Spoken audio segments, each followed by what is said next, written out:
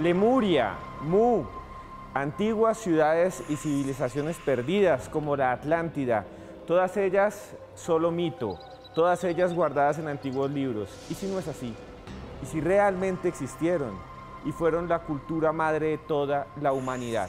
Esta noche en Más Allá hablaremos de civilizaciones perdidas.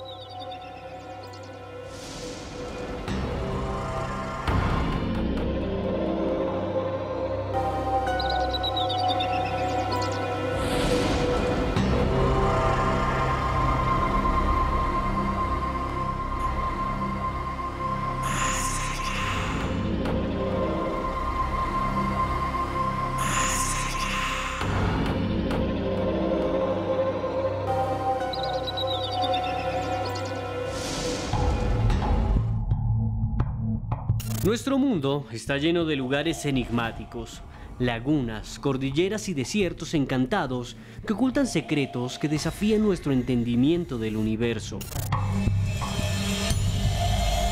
Lugares majestuosos en los que el tiempo parece haberse detenido, ruinas ciclópeas, monumentos imposibles. Lugares como Stonehenge, un conjunto arqueológico megalítico situado a unos 130 kilómetros de Londres, en la planicie de Salisbury, del que todavía se desconoce su uso y orígenes. Se estima que su construcción se desarrolló a lo largo de unas 80 generaciones durante unos 1600 años, y que fueron necesarias miles de personas para mover sus piedras monumentales. Un lugar enigmático que rivaliza con las ruinas del túmulo funerario de Antíoco, situadas en la cima del monte Nemrut, cuyas estatuas gigantescas parecen perder su mirada en lugares remotos e inaccesibles. ¿Quiénes construyeron estos monumentos? Acompáñenos esta noche a conocer las extrañas ruinas del Göbekli Tepe, el continente perdido de Lemuria y los secretos de Egipto, en nuestro especial de civilizaciones perdidas en Más Allá. Una noche para hablar de las civilizaciones perdidas, para hablar de lo que ustedes ya vieron. ¿Qué existió antes de nuestra civilización? Tal vez existió una más avanzada o igual de avanzada que desapareció, que fue barrida por cosas que no conocemos, por eventos naturales, por ejemplo la Atlántida, aquella de la que habla Platón, o lo que ustedes vieron ahorita, Stonehenge. Todavía no sabemos muy bien para qué la utilizaban ni quiénes la construyeron. No hay registros sobre ello.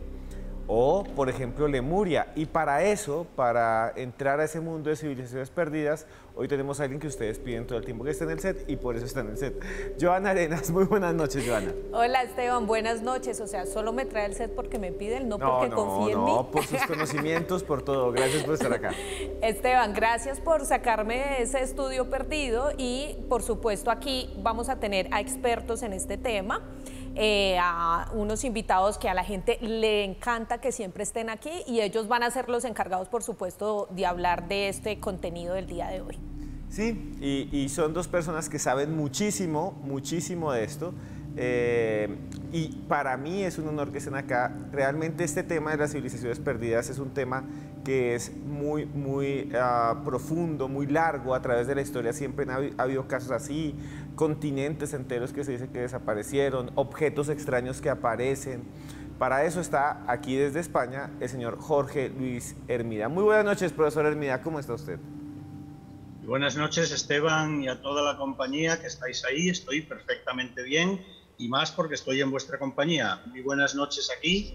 No sé qué hora será ahí, me imagino que más temprano, pero aquí estamos teniendo una noche pacífica y tranquila. Profesor José Luis, muchas gracias por estar aquí con nosotros. Estos temas de las civilizaciones perdidas llaman mucho la atención, ¿no? Evidentemente, la curiosidad es enorme porque es la base de nuestro pasado. Es el ADN, digamos, arqueológico de lo que somos, de dónde venimos y de cómo nos hemos ido formando. Y máxime ahora que se están descubriendo nuevas civilizaciones perdidas, entre comillas, nuevas posibilidades de orígenes de la humanidad y algunas tan curiosas como las que mencionabais hace muy poco tiempo. Göbekli Tepe, Caral, Stonehenge, Mu, Lemuria, Tartesos, aquí en el sur de España. En fin, son cosas que no dejan a nadie indiferente. Bueno, y si hay alguien que le gusta este tema, Joana, que le encanta porque hemos trabajado con él muchos años y siempre habla de Göbekli Tepe, siempre es difícil de pronunciar, que está en Turquía y que ha ido hasta allá, es el señor Juan Jesús Vallejo. Muy buenas noches, Juan Jesús. Buenas noches, amigos, ¿cómo estáis? Tremendamente felices de estar otra vez con vosotros. Me habéis pillado fuera de Bogotá, pero en un tema como este, pues la verdad que me encanta aportar, bueno, mi conocimiento. También he tenido la suerte de estar en muchos de los sitios de los que vamos a hablar esta noche. Incluso tuve la suerte de ser de los primeros periodistas españoles en poder ir a los templos de Göbekli Tepe en Turquía, que reescribieron la historia, porque son los más antiguos de la humanidad, tienen ni más ni menos que 11.000 años, o aquí en América Latina, en las pirámides de Caral, que tienen 5.000 años de antigüedad.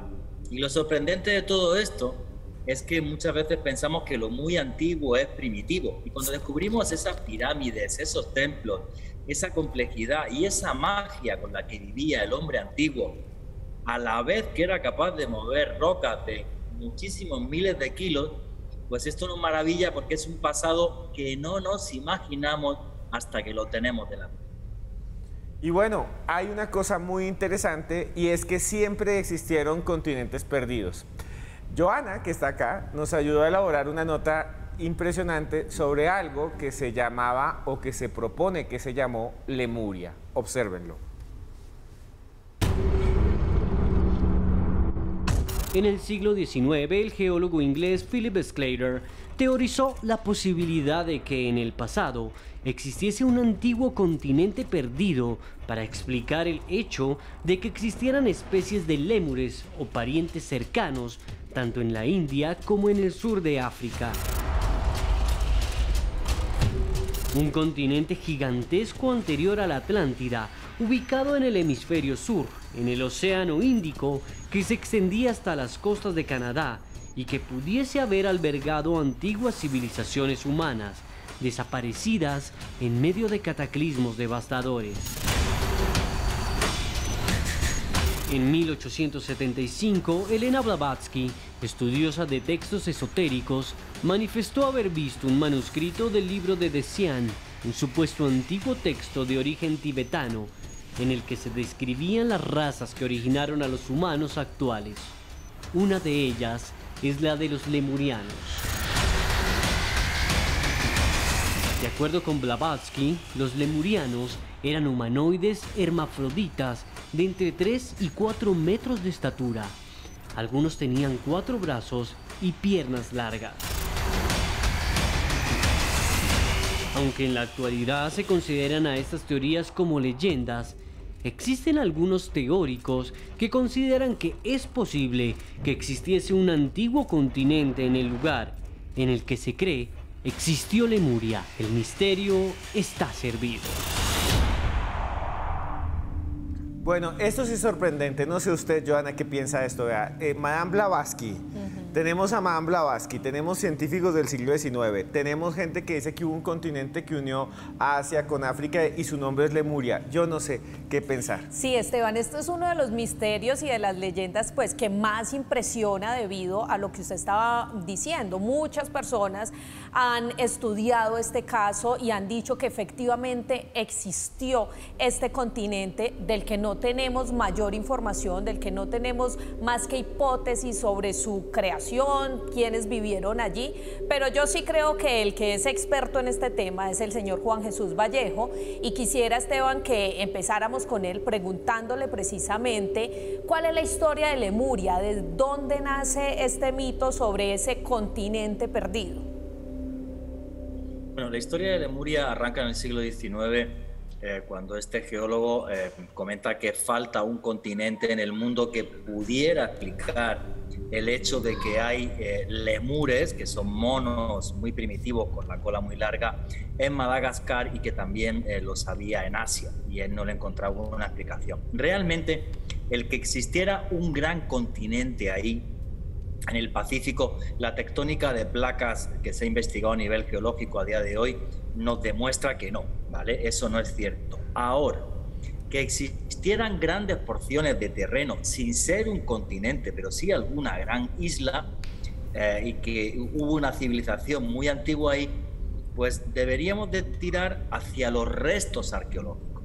Y sí es cierto que tenemos algunos restos arqueológicos, como los que encontramos en la isla de Pascua, esos moai, que están repletos de misterio, que hicieron civilizaciones que desaparecieron, y ruinas submarinas como las de Yonaguni, que sí nos ponen encima de la mesa que hay una posibilidad muy importante de que en el Pacífico hubiera grandes civilizaciones que desaparecieron por diferentes cataclismos hace miles de años.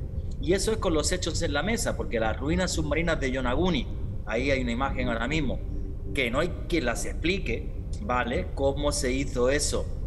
¿Cómo está la profundidad a la que está ahora? O la isla de Pascua, donde están esos enormes moai, donde, por ejemplo, la construcción de los Saúl moai, del muro que hay, de los altares donde están los moai, está construido con una técnica que es más inca que otra cosa.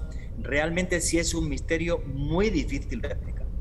Y bueno, yo quisiera preguntarle también al profesor Jorge Luis Hermida, hacerle rápidamente una pregunta. ¿Usted qué piensa de esto? ¿Lemuria pudo haber existido o solo se queda en estas historias que a veces se popularizan por ahí, pero que no tienen fundamento?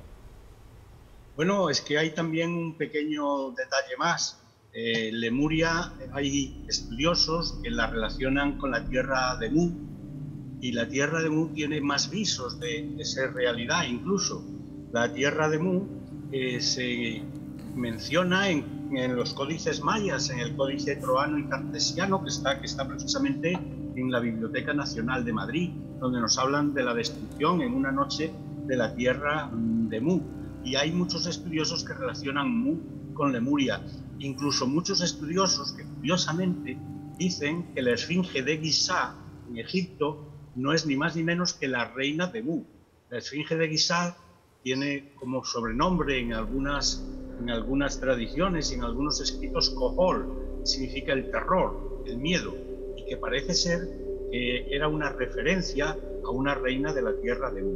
La tierra de Mu sería el principio de la humanidad y estaría no solo apoyada por el códice troano y cartesiano, códices mayas, sino por las tablillas de Nahakal, que fueron entregadas a George Archer por un sacerdote hindú, y esas tablillas hablaban de la creación del mundo, de una serie de aspectos cósmicos.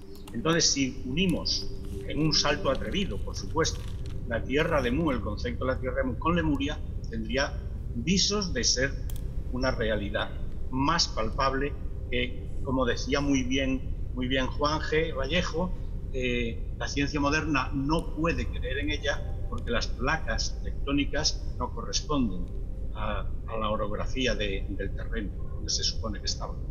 Bueno, profesor, aquí están escribiendo ya muchos por internet y Joana, usted tiene un dato bastante interesante sobre este caso, ¿no? Esteban, es que hay muchas leyendas a partir de este lugar y los seres que la habitaron, pero hay un dato bien curioso y es que ustedes recordarán que India estuvo bajo dominio británico. Y particularmente el escudo de armas del territorio británico, que estaba pues allí durante la época de la colonia, tiene en su insignia, hace parte del escudo, una frase que decía: Lemuria está bajo nuestro cargo, como si de alguna manera los británicos también hubiesen asumido que ese territorio sí existió y que ellos podían pues obviamente poner el orden allí en ese lugar.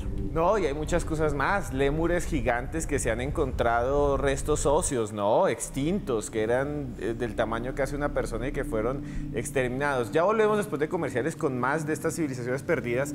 Por ahora les dejo este libro de Jon Katzenbach, que es el último, se llama El Club de los Psicópatas. El Club de los Psicópatas nos lo envía nada más y nada menos que nuestra amiga Estefanía de Penguin Random House. El Club de los Psicópatas en cualquier librería del país. Se les quiere, ya volvemos aquí en Más Allá.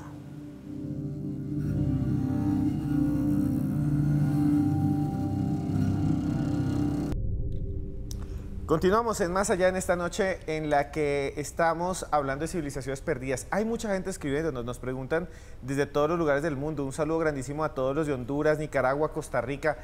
Toda Centroamérica nos mira. Muchas gracias a la gente de El Salvador, que está por allá en Santa Rita, nos escribe muchísima gente.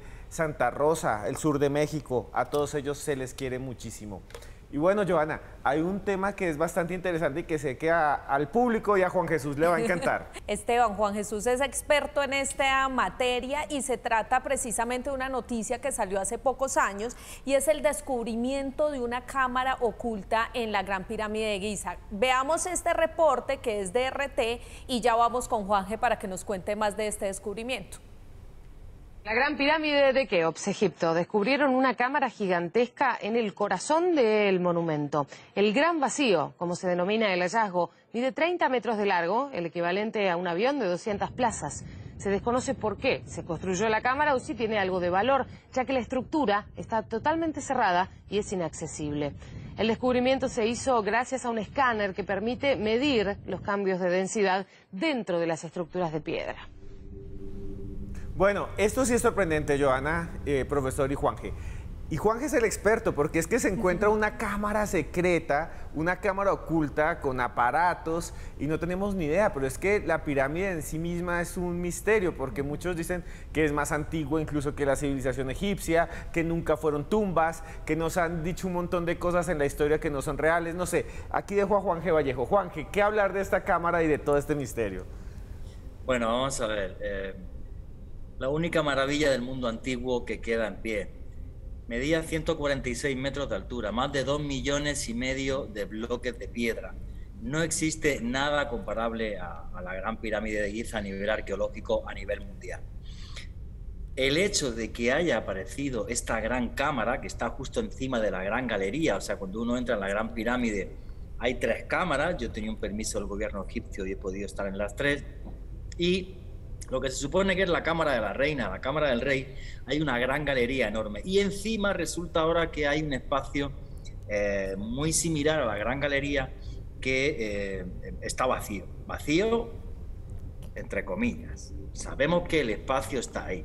Si hay algo dentro o no, no lo sabemos. Yo siempre defendí en los libros que he escrito sobre Egipto, además que la cámara funeraria de Keops nunca apareció.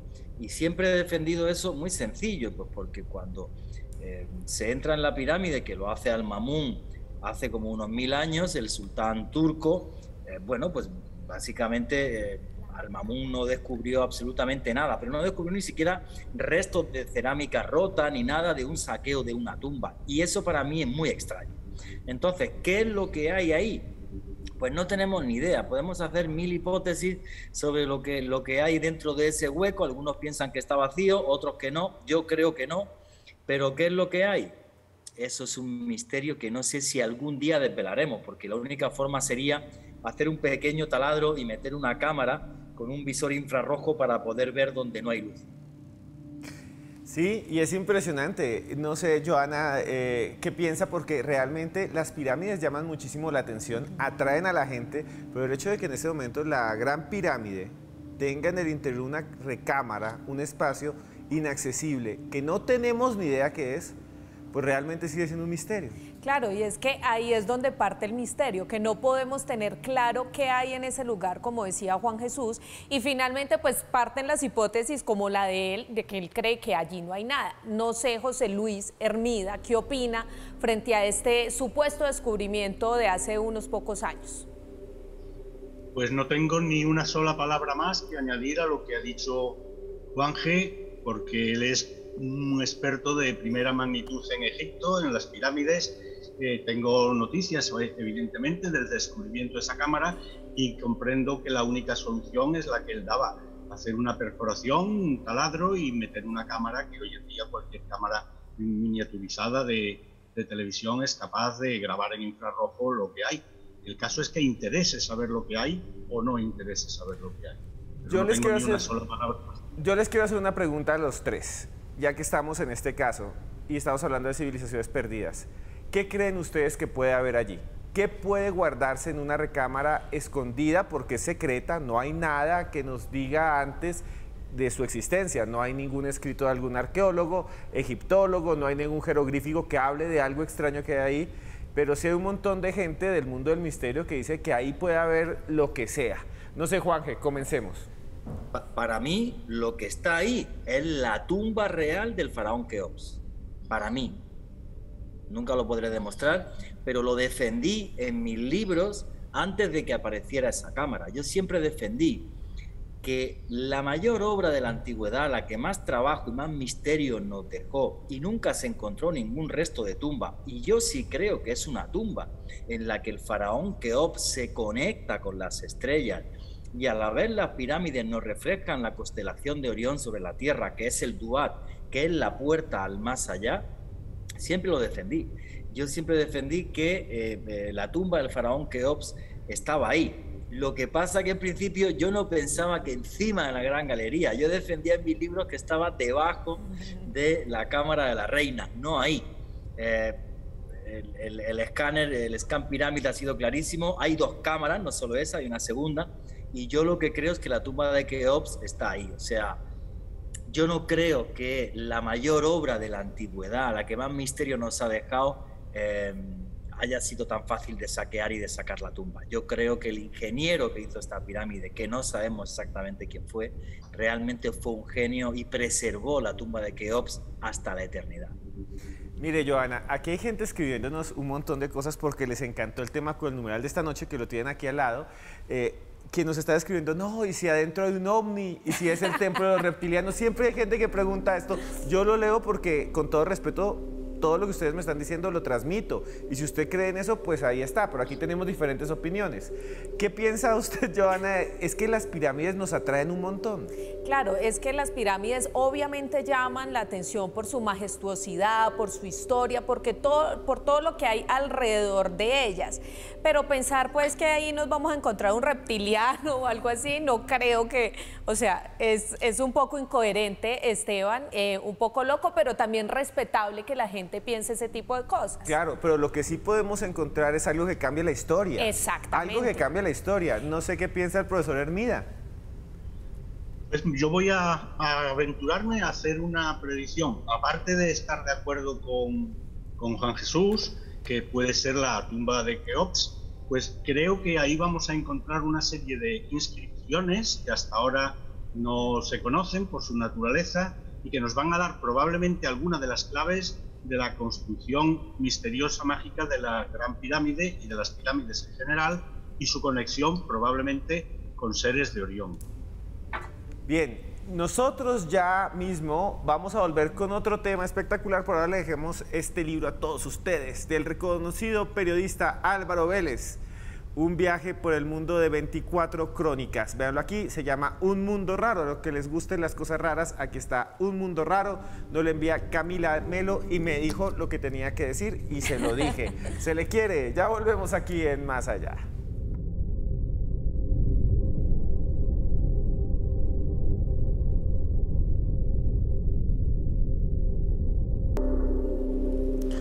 Bueno, señores, yo estoy aquí otra vez con las gafas porque ya estoy cegatón, así con mi vestido de ovejo negro. Los invito a mi canal de YouTube, se llama Los Audios de Cruz Escribiente. Audios de Cruz Escribiente. Si nos está viendo en YouTube, vaya allá y se suscribe. Hay muchas historias y viajes que hago por el mundo solo para ustedes, bebesaurios. Pero bueno, hay un lugar que mis colegas antropólogos han estudiado mucho porque cambió la historia. Y allá fue Juan Jesús Vallejo, y el profesor Hermida tiene mucho que decir, y Joana también, porque es un lugar que supuestamente representaría el primer templo construido por la humanidad. Lo más interesante es que hace 20, 30 años no sabíamos nada de él, y no sabemos todavía muy bien quién lo construyó. Su nombre, a veces impronunciable, es Göbekli Tepe, y esta es su historia. Es la estructura construida por el hombre más antigua que se ha conservado hasta nuestros días. Descubierto por el profesor alemán Klaus Schmidt en 1994, en las montañas de Turquía. Su construcción se ha atribuido a poblaciones de cazadores, recolectores de hace 11.500 años. Incluso se 6.500 años antes que las grandes pirámides de Egipto.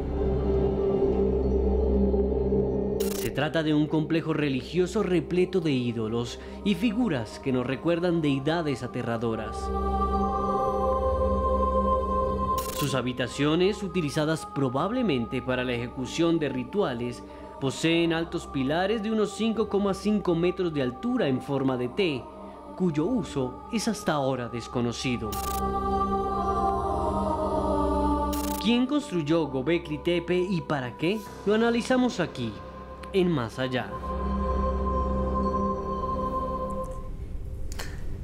Esteban, este lugar sí es bastante interesante porque alrededor de él hay mucho misterio y hay algo bien importante que tenemos en este programa y es que Juan Jesús estuvo allí, en ese lugar, un lugar que es un complejo subterráneo lleno de piedras que además casi todas están talladas con figuras representativas de animales que uno dice, ¿de dónde sale esta representación? Y quién mejor que Juanje para que nos cuente eso. Juanje, resumamos un poco la historia de este descubrimiento y qué cree usted que representan esas figuras que están allí talladas en esa cantidad de piedras. Bueno, vamos a ver. El descubrimiento de Göbekli Tepe lo que ha hecho es que tengamos que reescribir la historia. Porque toda la arqueología, y ahí tenemos a Esteban que es historiador, nos decía que antes de hace 5.500 años los seres humanos vivíamos en taparrabos y poco más, aunque hubiéramos creado la agricultura antes. Sin embargo, una complejidad de templos que significa una organización social y una civilización súper desarrollada hace 11.000 años era algo impensable. El descubrimiento de Göbekli Tepe fue por casualidad, pues yo he estado con la persona que sin querer descubrió Göbekli Tepe, que no es ni más ni menos que un agricultor de esa zona de ahí, que en su finca todos los años cuando iba con el arado le topaba en el mismo sitio el arado. Un año se cansó, cogió con su hijo, hizo un agujero, rompió la piedra y cuando rompió la piedra que había allí vio que tenía un grabado. Y entonces le dijeron, llévala al Museo de Sanliurfa que lo mismo te dan algo de plata. Y se hizo 30 kilómetros andando con un burro y en el carro llevó la piedra y de casualidad por allí pasó un arqueólogo que se llamaba Klaus Schmidt, un arqueólogo alemán, que es el que llega y dice, oiga, ¿de dónde apareció y dónde estaba esta piedra? Entonces fue hasta el lugar donde apareció. Göbekli Tepe significa el monte ombligo y han aparecido, juraría que son 16 templos para ser exacto, de una edad absurda, hace 11.000 años de antigüedad. Y además de eso y de que nos toque reescribir la historia, porque realmente hubo un mundo hace 11.000 años que luego desapareció para que surjan las civilizaciones. Y esto cuadra con la Biblia, cuando se habla de un Edén, un diluvio, y esto desaparece, y no es que lo defienda yo, esto lo defiende Klaus Schmidt, que es el descubridor de Göbekli Tepe. Ojo con esto, que es el mundo de antes del diluvio. Entonces, bueno, pues se nos presenta un mundo completamente enigmático donde no hay escritura. En Göbekli Tepe no hay figuras antropomorfas, todas son figuras de animales que tienen que ver con la muerte, como son arañas, como son serpientes, como son chacales. Y es el mismísimo Klaus Schmidt el que le pone a estos templos, le dice o describe Göbekli Tepe como el templo de los danzantes sin cabeza. Porque lo único, entre comillas, que tiene un poco de figura antropomorfa es los pilares en forma de T, a muchos les tallaron unas manos, pero no tienen cabeza. O sea, es un templo que está muy relacionado con la muerte. Ahora, esto realmente nos pone encima de la mesa una civilización y un mundo antes de las civilizaciones que nos imaginábamos. Y nos abre toda una puerta a que esto se haya replicado incluso en otros continentes. Es que estamos hablando de un tiempo muy, muy remoto, antes, en teoría, incluso de que apareciese la agricultura hace 8.000 años. Entonces, realmente es algo que toca reescribir la historia y ahora, con el descubrimiento de Karahan Tepe, muy cerca de ahí, donde ya sí hay figuras antropomorfas y donde hay incluso un baño ritual, hay que irse 4 siglos más atrás, hace 11.400 años. Pero ojo con esto, que lo que dicen los arqueólogos turcos es que hay por lo menos 12 lugares más así. Lo más inquietante, ya para cerrar, que creo que estoy hablando demasiado, es lo siguiente. Göbekli Tepe no se abandonó. Göbekli Tepe fue tapado y enterrado por sus constructores, sellado, luego se fueron, como si se hubieran enfadado con sus dioses, como si el hombre le diese la espalda a los antiguos dioses y empezara un nuevo camino. Es algo completamente único. Y precisamente yo quisiera que el profesor Hermida nos hablara un poco de esas teorías, porque como decía Juanje, el mismo descubridor de este lugar planteaba que esto podía haber sido lo que en la Biblia llaman el Edén. Otros también hablan, por ejemplo, de que quizás esos animales se referían al arca de Noé y todos los animales que éste llevó allí. ¿Qué piensa el profesor Hermida? ¿Cuál es la teoría más cercana para usted? Bueno, en principio mostrar mi tremenda extrañeza de que hace 11.000 años, en una cultura que no era sedentaria, cazadores, recolectores, se tuviera ya una capacidad de construcción de lugares sagrados y donde, según muchos arqueólogos y según muchos estudiosos, es donde empieza la conciencia de lo sagrado. O sea, es todo un proceso filosófico de la humanidad a partir de ese momento donde la conciencia del más allá, la conciencia de lo sagrado, se empieza a manifestar. Decía Juan Jesús hace un momento, hay algunas posibles figuras antropomórficas sin cabeza. Se podría atribuir eso en algún caso a la creencia de que los cadáveres deberían ser llevados al cielo por los buitres. En algunos de los pilares existen representaciones de leones, reptiles, jabalíes, pájaros. Algunos se han querido interpretar como buitres y nosotros sabemos que una costumbre que también está en el Tíbet era cortarle la cabeza a los cadáveres. La cabeza se guardaba como una especie de ritual funerario y el cuerpo se dejaba a los buitres para que los picotearan. Es una extraordinaria aventura el adentrarse en Göbekli Tepe y descubrir cómo ahí empieza la conciencia de lo divino y de lo humano, el contraste de lo divino y de lo humano. Creo que esa es la grandísima importancia de Göbekli Tepe. Yo le quiero hacer una pregunta muy rápido al profesor Hermida. Lo ha dicho Juan Jesús y lo dicen muchas personas.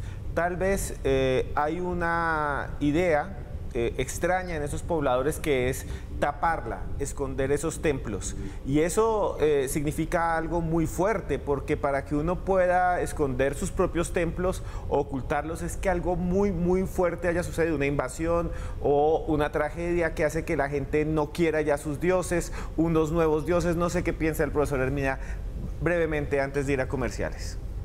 Bueno, existe una tercera vía, que es ocultar a sus dioses, proteger lo sagrado, el concepto de lo sagrado que sus dioses les estaban ofreciendo de otras tribus, de otros pobladores, de alguien que viniera. Entonces se esconde, se entierra y se le hace el honor que se hace a un cadáver, a un muerto, mantenerlo bajo tierra para recordarlo permanentemente.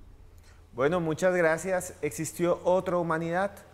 ¿Existió el diluvio? Tal vez algún día hablemos en ese programa de esto. Si ustedes quieren un programa sobre el diluvio y sobre si existió una antigua humanidad, una cultura maestra, como habla Javier Sierra, pues lo veremos. Por ahora les dejamos este libro de Facundo Manes. Lo envía Tatiana de Planeta de Libros. Ser humano, tal vez uno de los misterios más grandes. ¿Qué es el ser humano? Gracias, Planeta de Libros, y lo consiguen en cualquier librería de Latinoamérica. Ya volvemos porque esto es Más Allá.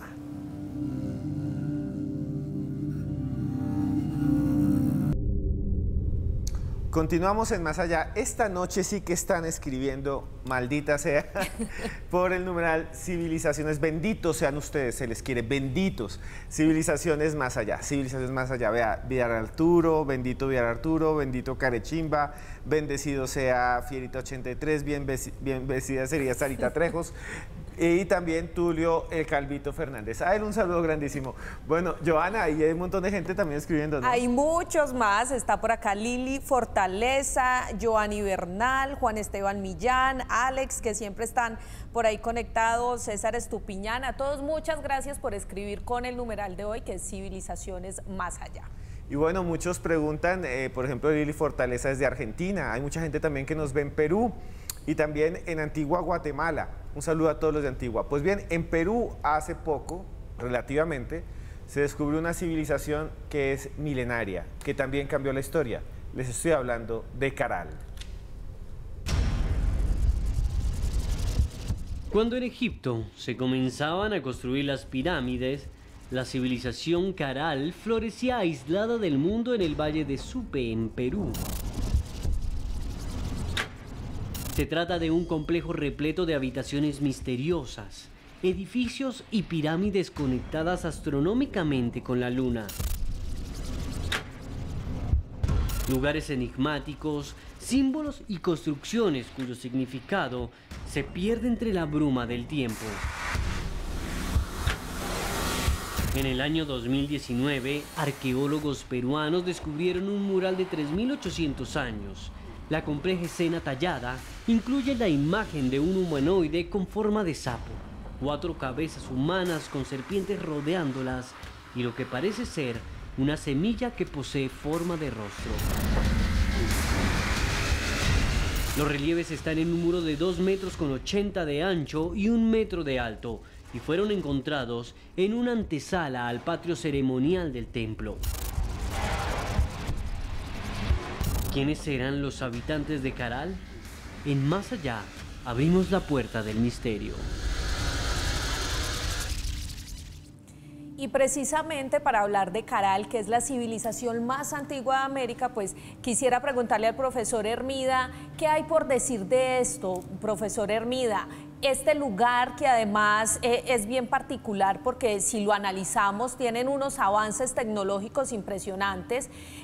Podemos hablar, por ejemplo, de calendarios climáticos, de cómo hacían para poder generar esos canales de riego. ¿Usted qué opina de estos seres que estuvieron allí?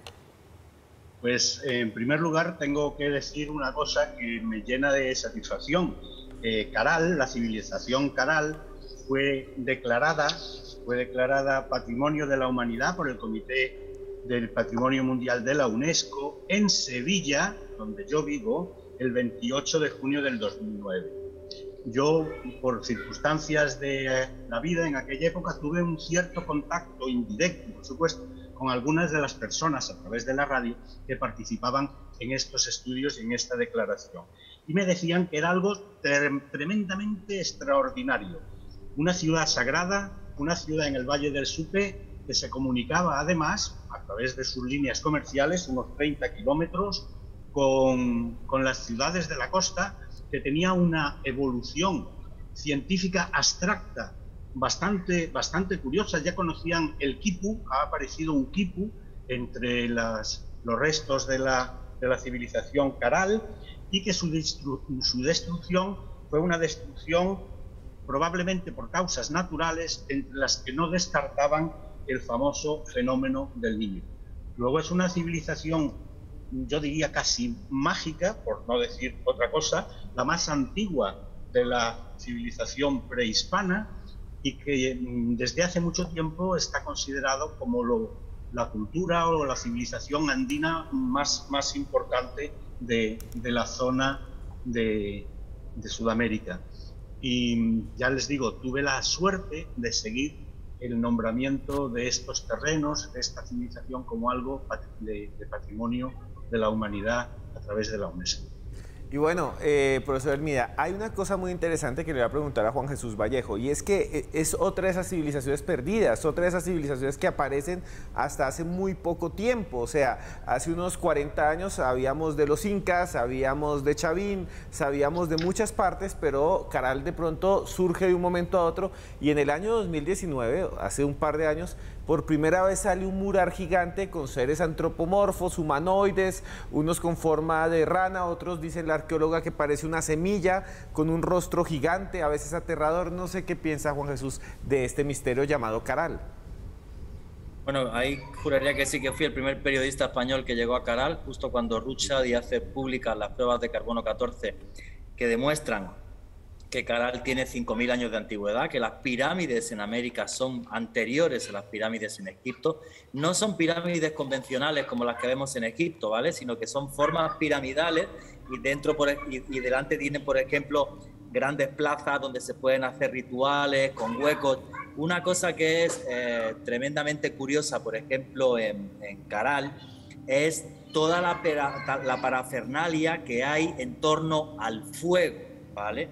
O sea, en las pirámides de Caral los sacerdotes subían a la cúspide a hablar delante del pueblo mientras otra persona accionaba un fuelle y el viento hacía que el fuego respondiera a las palabras del sacerdote. Imaginaros el shock que tenía que ser eso para habitantes de esta zona andina hace 5.000 años. Entonces Caral nos obligó otra vez a reescribir la historia.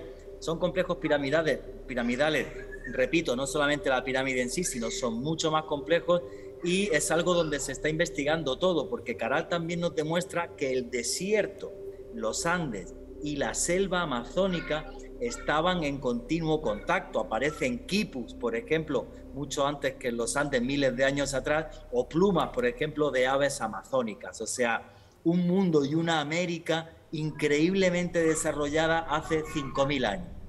Aquí nos están escribiendo algo, profesor Hermida, que me parece sorprendente, con el numeral de esta noche, que civilizaciones más allá, por ahí está Villar Arturo, Erickson y otros más, me están diciendo, ustedes dijeron que probablemente pudo haber sido destruida esta sociedad por el fenómeno del Niño.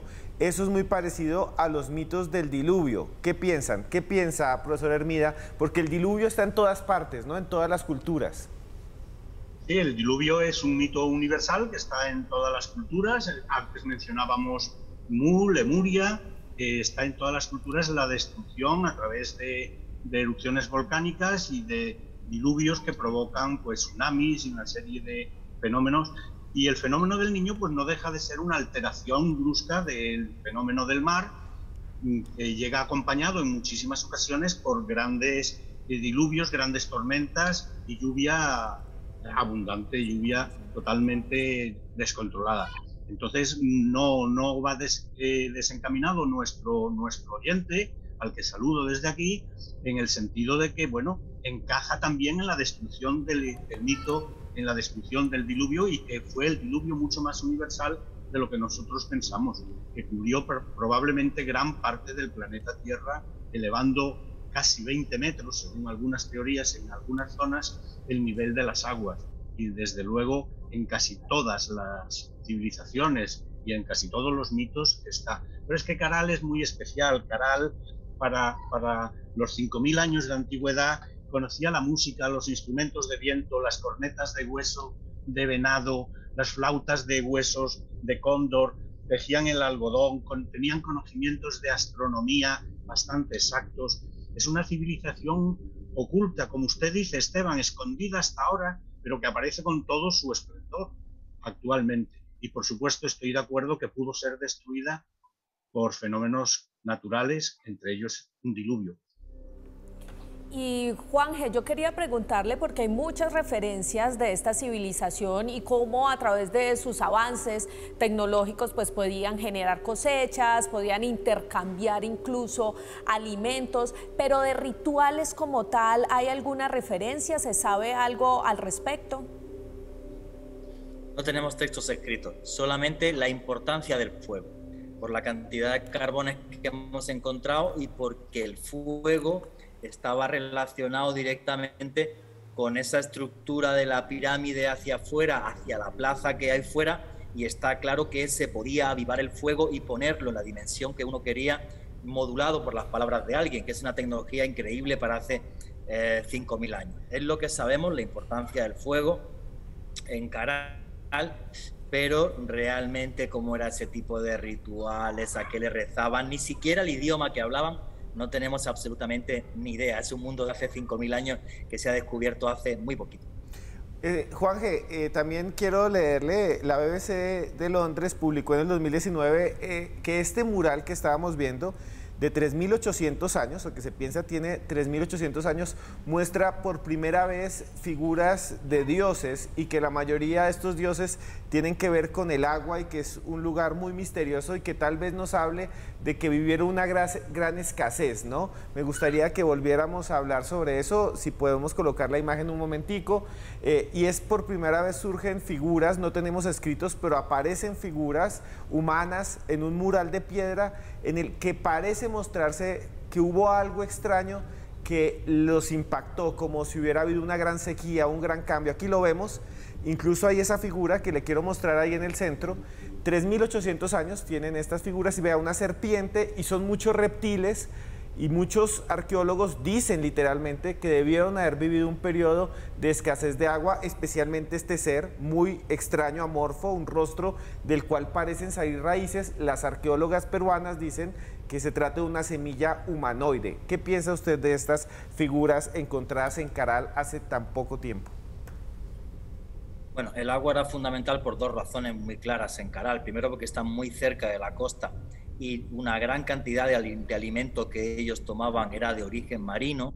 Y luego, porque Caral está justo al lado de un río, de un pequeño río, y ese río con su crecida y con ese agua hacía que pudiese, y se puede ver en la imagen a la derecha, perdón, había grandes cosechas que se podían coger ahí. Entonces, el fenómeno del niño, obvio, les afectaba, y ese rezarle a la lluvia y que sus dioses tuvieran que tener que ver con el agua es normal en un tipo de civilización así. Ya te digo, por esos dos factores. Primero por la agricultura y luego por la cantidad de comida que traían desde el mar. Bueno, Juanje, ya estamos llegando al final de nuestro programa. Me gustaría preguntarle ya al profesor Hermida, para terminar su conclusión, que nos cuente qué piensa de estas civilizaciones perdidas y que nos diga dónde pueden buscarlos sus seguidores. Bueno, pues las civilizaciones perdidas son un aldabonazo a la conciencia de la humanidad. Hablábamos últimamente de la civilización de Caral, donde sabemos que la religiosidad, la jerarquización y la importancia, como decía Juan Jesús, de los sacerdotes era vital. En muchísimos sitios había fogones de ritual de ofrendas, fogones para las ofrendas, y había una gran conciencia religiosa que fue lo que, según muchos arqueólogos, mantenía unida a la población.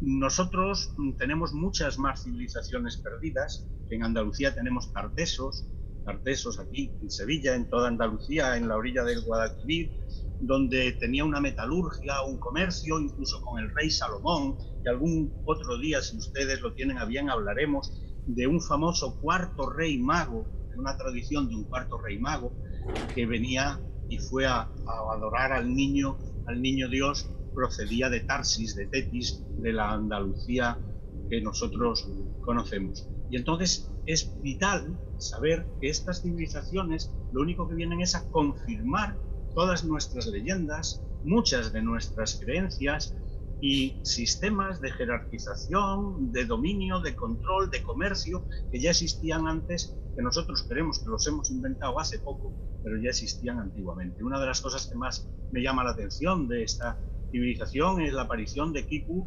de ese mecanismo de contabilidad, por decirlo de una forma profana, que representa un conocimiento profundo y abstracto del mundo de los números y de las matemáticas, y tenemos mucho que aprender de esas civilizaciones. Pues bien, no nos dijo cómo lo pueden buscar, profesor, pero aprovecho para decirle rápidamente, si aparece Caral, si aparece Göbekli Tepe, es que es muy difícil de pronunciar, si aparece en la cámara de la pirámide algo muy extraño, ¿por qué no podría aparecer en cualquier momento la Atlántida o Mu? ¿Usted qué piensa, profesor? Ya para terminar y dar su Facebook para que lo busquen. Totalmente de acuerdo, Esteban. La Atlántida ya hay varias veces que se ha dado por descubierta, no definitivamente, pero yo estoy seguro que la Atlántida va a aparecer, pero va a aparecer como restos arqueológicos. Todas estas civilizaciones que pertenecen en parte a la leyenda no dejan de ser una realidad arqueológica en muchos casos, ya tenemos estas que hemos mencionado, Caral, Göbekli Tepe. No son ya leyendas, se están excavando, ya hemos encontrado restos muy significativos, y eso que solo tenemos en algunos casos descubierto el 5 o el 10%. En cuanto a cómo me pueden localizar, pues mi Facebook es Hermida Álvarez, Hermida con H, y las dos As, Hermida Álvarez, @gmail.com, donde estaré encantado de contestar a las preguntas que ustedes me hagan, si soy conocedor de las respuestas. Y rápidamente, Juan Jesús, su conclusión final y por favor, ¿cómo lo pueden contactar a través de las redes sociales? Mi conclusión final muy sencilla. Hubo una humanidad antes de lo que nos imaginamos, la humanidad antes de las civilizaciones primeras que teníamos en mente.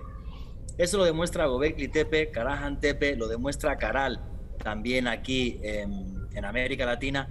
Y no solo eso, esas civilizaciones antiguas eran mucho más avanzadas de lo que imaginamos. Prueba de ello es esa cámara nueva que ha aparecido en la Gran Pirámide de Giza, en la que yo estoy convencido de que está enterrado el faraón Keops. Y bueno, muy sencillo, la gente que quiera seguirme en Twitter, soy @JuanJVallejo, Juan J. E. Vallejo, Instagram y Facebook Juan Jesús Vallejo, y si os gustan los temas de misterio, en el canal de YouTube Oculto Tras la Sombra tenéis vídeos todas las semanas sobre este tipo de temas. Muchas gracias, Juanje. Yo veo Oculto Tras la Sombra todo el tiempo. Busquen Oculto Tras la Sombra y suscríbase ya, que es el canal de Juan Gallego. Gracias, señorita. Gracias, Johanna señor Arenas. Esteban, por traerme al set. Muchas gracias a todos. Johanna también la pueden buscar en @YArenasB. @YArenasB. Y ustedes no se olviden que por más lejos que andemos, siempre habrá un más allá. Los amamos. ¡Mua! Chao, bebés sauros.